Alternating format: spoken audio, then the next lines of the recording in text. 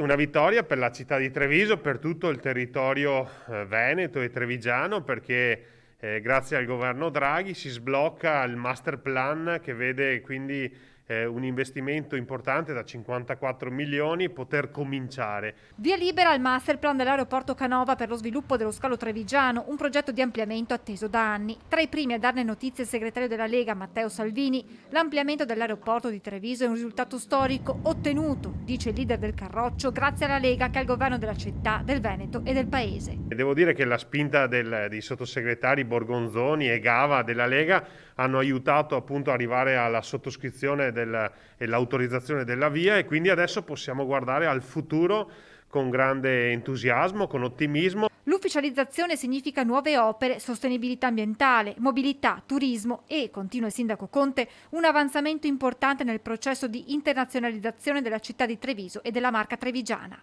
Verrà migliorato l'impatto ambientale, verrà migliorata la viabilità e soprattutto verranno migliorate le condizioni di lavoro per le centinaia di dipendenti che quotidianamente operano all'interno della struttura. Nei prossimi giorni il sindaco di Treviso incontrerà il presidente del gruppo Save, Enrico Marchi, che dice: aspettavamo da tempo la firma, siamo pertanto molto soddisfatti di questa pronta azione da parte del nuovo governo che ci permette di programmare con certezza lo sviluppo futuro dello scalo. La firma odierna costituisce, aggiunge Marchi, un passo in avanti fondamentale che renderà l'aeroporto un volano di rilancio per tutto il territorio. Ci fa davvero guardare al futuro con positività, con ottimismo, con la certezza che Treviso sarà tra le prime città italiane a ripartire non appena questo virus sarà sconfitto.